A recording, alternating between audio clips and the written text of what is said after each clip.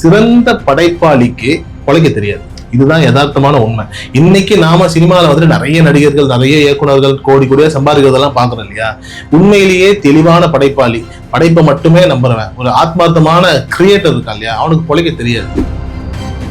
மையழகன் படத்தை இயக்கியதற்காக வந்துட்டு கார்த்தி அவர்கள் வந்து ஒரு தார் காரை வந்துட்டு அந்த இயக்குனர் பிரேமுக்கு வந்துட்டு பரிசளிக்கிறார்.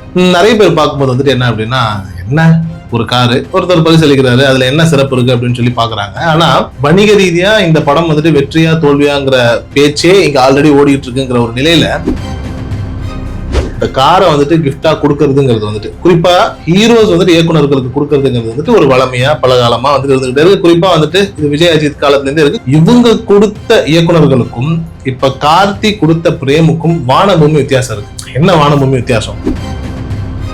லோகேஷ்ல இருந்து நெல்சன்ல இருந்து இவங்க எல்லாருமே பிழைக்க தெரிந்த அற்புதமான இயக்குனர்கள். ஆனால் ஒரு விதமான ஒரு நிலையில வந்துட்டு கதை நல்லா இருந்தா போதும், எனக்கு பணம்லாம் தேவையில்லைன்ற மைண்ட் செட்ல 1-2 பேர் தான் இந்த தமிழ் சினிமால இருக்காங்க. அதுல ஒரு அத்திப்பூ பார்த்த மாதிரியான ஒரு இயக்குனர் தான் பிரேம். மையழகன் படத்தை இயக்கியதற்காக வந்துட்டு கார்த்தி அவர்கள் வந்து ஒரு தார் காரை வந்துட்டு அந்த இயக்குனர் பிரேமுக்கு வந்துட்டு பரிசளிக்கிறார். நிறைய பேர் பார்க்கும்போது வந்துட்டு என்ன அப்படின்னா, என்ன ஒரு காரு ஒருத்தர் பரிசளிக்கிறாரு, அதுல என்ன சிறப்பு இருக்கு அப்படின்னு சொல்லி பாக்குறாங்க. ஆனா ஒரு இயக்குனர் ஒரு படத்தை வந்துட்டு படைக்கிறாரு, அந்த படத்தை பார்த்துட்டு வணிக ரீதியா இந்த படம் வந்துட்டு வெற்றியா தோல்வியாங்கிற பேச்சே இங்க ஆல்ரெடி ஓடிட்டு இருக்குங்கிற ஒரு நிலையில ஒரு தயாரிப்பாளர், அதாவது சூர்யா தான் அது தயாரிப்பாளர், கார்த்தி வந்துட்டு அதுல நடிக்கிறார் அப்படின்னும் போது அந்த குடும்பம் சேர்ந்து வந்துட்டு அந்த இயக்குனரை வந்து கௌரவிக்கணும், அந்த இயக்குனருக்கு வந்துட்டு நாம வந்து ஏதாவது ஒன்று பண்ணணும் அப்படின்னு சொல்லி, அதுவும் வந்துட்டு அவங்களுக்கு ரொம்ப பிடிச்சிருக்குன்னு சொல்லி ஷூட்டிங் ஸ்பாட்ல நிறைய இடங்கள்ல வந்துட்டு அந்த பரிமாற்றம் வந்துகிட்டே இருக்கும் இல்லையா? பொதுவாக கேட்பாங்க உங்களுக்கு என்ன பிடிக்கும், எனக்கு தார் கார் பிடிக்கும் அப்படின்னு சொல்லி அவர் நிறைய இடங்கள்ல வந்துட்டு இந்த தார் கார் அப்படிங்கிறது எனக்கு ரொம்ப பிடிக்கும், ஜீப் மாதிரி இருக்கக்கூடிய வாகனம் வந்துட்டு பெரும்பாலும் பிடிக்கும் இல்லையா, ஸோ எனக்கு ரொம்ப பிடிக்கும் அப்படின்னு சொல்லி பிரேம் அதை அழகா பதிவு பண்ணிக்கிட்டே இருந்திருக்கிற மாதிரியான ஒரு நிலை இருந்ததாகவும், அதுக்கப்புறம் வந்துட்டு அதை வந்துட்டு கார்த்தி வந்துட்டு கேட்கும்போது வந்துட்டு இவருக்கு நம்ம ஒரு கிஃப்ட் கொடுக்கணும் அப்படிங்கும்போது அவருக்கு தார் ரொம்ப பிடிக்கும், கொடுக்கலாம் அப்படின்னு சொல்லி ரொம்ப அழகா கொடுத்த அந்த விதம் இருக்கு இல்லையா, இதுதான் உலகத்தின் ரொம்ப அழகான ஒரு பியூட்டிஃபுல்லான ஒரு விஷயமா நான் பாக்குறேன். என்ன காரணம் அப்படின்னா, இந்த கார் கொடுக்குற பழக்கம் ஒன்று இருக்கு இல்லைங்களா? இப்ப பழைய காலத்துலேருந்தே நம்ம எடுத்துக்கிறோம். பழைய காலம்னு சொல்றது வந்துட்டு என்ன அப்படின்னா, திருப்பாச்சின்னு ஒரு படம் வந்துட்டு விஜய் பண்றாரு. அந்த படம் வந்துட்டு ரொம்ப நல்லா இருக்கு, பார்க்கும்போது சூப்பரா இருக்குன்னும் போது உடனே விஜய் என்ன பண்றாரு, அந்த இயக்குனருக்கு வந்துட்டு ஒரு காரை வாங்கி பிரைஸ் பண்ணி ஒரு ஓகே பிரைஸா நீங்க வச்சுக்கோங்க அப்படின்ற மாதிரி கொடுக்குறாரு. அதே மாதிரி அதுக்கு முன்னாடி வந்துட்டு திருமலைன்ற படத்துலயும் வந்துட்டு ரமணா வந்துட்டு நல்லா படத்தை எடுத்துட்டாருன்னும் போது சரி ஃபர்ஸ்ட் நமக்காக படம் பண்ணியிருக்காரு அப்படின்னு சொல்லி அவருக்கு ஒரு காரை கிஃப்ட் கொடுப்போம். ஸோ ஒரு பெரிய ஹீரோ வந்துட்டு புதுசா ஒரு அறிமுக இயக்குனருக்கு வந்துட்டு நல்லா படம் பண்ணிட்டாங்க, சரி அவங்களுக்கு ஒரு காரை கிஃப்ட் கொடுத்துரும் அப்படிங்கிறது வந்துட்டு ஒரு வழக்கமான ஒரு விஷயம். அதுக்கும் முன்னாடி நீங்க பாத்தீங்க அப்படின்னா வந்துட்டு வாலி படம் வந்து எஸ் ஜே சூர்யா அவர்கள் பண்ணும்போது வந்துட்டு அஜித் அவர்கள் பார்த்துட்டு சரி சூப்பர் சார் உங்களுக்கு நான் வந்துட்டு ஒரு காரை கிஃப்ட் பண்றேன்னு சொல்லிட்டு ஒரு அழகான ஒரு காரை வந்துட்டு ஒரு பரிசா கொடுக்குறாரு. ஸோ இந்த காரை வந்துட்டு கிஃப்டா கொடுக்கறதுங்கிறது வந்துட்டு, குறிப்பா ஹீரோஸ் வந்துட்டு இயக்குநர்களுக்கு கொடுக்கறதுங்கிறது வந்துட்டு ஒரு வளமையா பல காலமா வந்துட்டு இருந்துகிட்டே இருக்கு. குறிப்பா வந்துட்டு இது விஜய் அஜித் காலத்துல இருந்தே இருக்கு. குறிப்பா இவங்க 2 பேர் தான் ஆரம்பிச்சு வச்சிருக்காங்கன்னு வைங்களேன். இவங்க 2 பேர் தான் இதை அதிகமா பண்ணதுன்னு வைங்களேன். ஆனா இவங்க கொடுத்த இயக்குநர்களுக்கும் இப்ப கார்த்தி கொடுத்த பிரேமுக்கும் வானபூமி வித்தியாசம் இருக்கு. என்ன வானபூமி வித்தியாசம்? இவங்க எல்லாருமே நல்ல திறமையான கமர்ஷியல் இயக்குநர்கள். ஆனா பிரேம் என்பவர் வந்துட்டு ஒரு யதார்த்த சினிமாவை மட்டுமே நம்பி, யதார்த்தத்தை மட்டுமே நம்பி, யதார்த்தத்தை தாண்டி யோசிக்காத ஒரு நிஜ வாழ்க்கை மெய்யழகன். பொதுவா இந்த மெய்யழகன் நம்மளை சுற்றி நிறைய பேர் இருப்பாங்க. நாம அவங்கள பார்க்கும்போது ஏமாளி, கோமாளின்னு சொல்லி வேற வேற வார்த்தைகளை போட்டு அழகா பேசிட்டு இருப்போம். அவங்களை நம்ம நிறைய விதங்களில் பயன்படுத்திப்போம், அதுக்கான அங்கீகாரத்தை கொடுக்க மாட்டோம். அவங்களோட இன்னசென்ஸ் நம்ம வந்துட்டு யூஸ் பண்ணிப்போம், அதுக்கான அங்கீகாரத்தை நம்ம எந்த தளத்திலையும் கொடுக்க மாட்டோம்னு வைங்களேன். அப்படி இருக்கும்போது மெய்யழகன் மாதிரியான ஒரு கதையை வந்துட்டு ஒரு இயக்குனர் இவ்வளவு அழகா எழுதியிருக்காரு, இவ்வளவு அழகா அதை பிரசன்ட் பண்ணியிருக்காரு. அதனுடைய வணிக வெற்றி அப்படிங்கிறதெல்லாம் தாண்டி அவருக்கு நம்ம ஒரு சம்பளத்தையும் கொடுத்துட்டோம் ஓகே, பட் ஆனா அவருக்கு நாம ஒரு அங்கீகாரத்தை கொடுக்கணும். அப்ப என்ன கொடுக்கலாம்?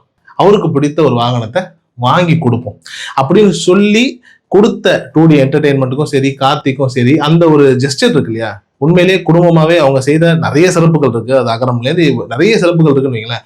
அதுல மிக முக்கியமான ஒரு விஷயமா நான் பாக்குறேன். என்ன காரணம் அப்படின்னா, ஒரு சிறந்த படைப்பாளிக்கு பொழைக்க தெரியாது. இதுதான் யதார்த்தமான உண்மை. இன்னைக்கு நாம சினிமாவில் வந்துட்டு நிறைய நடிகர்கள், நிறைய இயக்குநர்கள் கோடி கோடியா சம்பாதிக்கிறதெல்லாம் பாக்குறோம் இல்லையா? உண்மையிலேயே தெளிவான படைப்பாளி, படைப்பை மட்டுமே நம்புறவன், ஒரு ஆத்மார்த்தமான கிரியேட்டர் இருக்கான் இல்லையா, அவனுக்கு பொழைக்க தெரியாது. அவனுக்கு பணம் கேட்க தெரியாது, அவனுக்கு பிடிச்சதை வந்துட்டு காசு கொடுத்து வாங்குறதுக்கான ஒரு பணத்தை சேர்த்து வச்சுக்க தெரியாது. இப்படி எந்த விதமான நிலையுமே உண்மையிலேயே தெரியாது. அதனாலதான் இன்றளவும் ரஜினி அவர்கள் கோடி கோடியா சம்பாதிச்சிருந்தா கூட கமல் சார் கடன்லயே இருக்கிறாரு நம்ம கேள்விப்படுறதுடைய நிலை என்னவா இருக்கு அப்படின்னா, ஒரு ஆத்மார்த்தமான கலைஞன் வந்துட்டு பணத்தை பெருசா மதிக்கவே மாட்டான். அப்படி பணத்தை பெருசா மதிக்காதவனுக்கு தான் கலை தாண்டவமே ஆடும். அதை தவிர்த்துட்டு வேற யாருக்கும் பெருசா கலையெல்லாம் வராது. மீதி எல்லாருமே வந்துட்டு ஒரு வணிக ரீதியான பயணம் தான் பண்ணுவாங்களே தவிர்த்து அதுல கலையெல்லாம் இருக்காது.